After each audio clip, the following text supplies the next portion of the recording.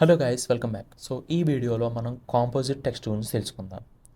So basically ఇంతవరకు మనం ఒక వీడియోని తీసుకుని దానిపైన టెక్స్ట్ లేయర్ని వేసుకున్నాం కదా. సో ఈ వీడియోని ఎనేబుల్ చేద్దాం. సో మళ్ళీ డీప్రెస్ చేస్తే ఈ విధంగా మనం ఒక వీడియో పైన టెక్స్ట్ అనేది వేసుకున్నాం, రైట్?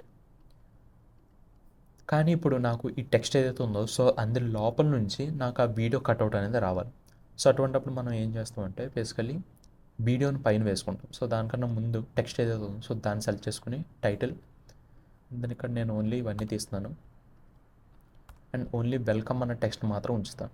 ఓకే, అండ్ దెన్ దీని యొక్క సైజ్ అనేది కొంచెం పెంచుకుందాం అండ్ దెన్ ఇప్పుడు దీనిపైన వేసుకుందాం. ఓకే, సో ఇప్పుడు మనం వీడియోని సెలెక్ట్ చేసినప్పుడు వీడియోలో మీకు కాంపోజిట్ అని ఉంది కదా. సో బేసిక్గా ఇది బ్లెండింగ్ మోడ్స్ అనుకోవచ్చు.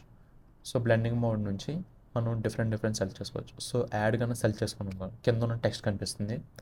కలర్ సెలెక్ట్ చేసుకుంటే ఓన్లీ ఆ కింద కలర్ అయితే ఉందో అలా కనిపిస్తుంది. అండ్ ఇందులో మోస్ట్లీ మనకి డార్క్ అని యూస్ చేశారనుకోండి.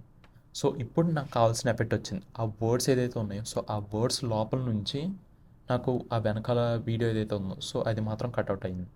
ఓకే, అండ్ ఈవెన్ డార్క్ అని కన్నా మనకి మల్టిప్లై అని ఒకటి ఉంటుంది. సో ఇది సో దీన్ని బాగా యూస్ చేసుకోవచ్చు.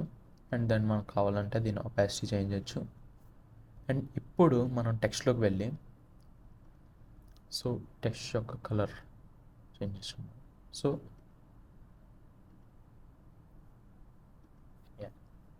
ఇప్పుడు మనం టెక్స్ట్లోకి వెళ్ళి కలర్ ఏదైతే చేంజ్ చేస్తామో దాన్ని బట్టి మనకి దీని యొక్క టింట్ అనేది మారుతుంది. ఓకే, అండ్ మనకు కావాలంటే మీరు చాలా వాటిలో చూస్తుంటారు కదా, ఈ విధంగా టెక్స్ట్ ఉంటుంది. దాని వెనకాల వీడియో ఉంటుంది అండ్ ఈ విధంగా చేసినప్పుడు అది రివీల్ అవుతుంది.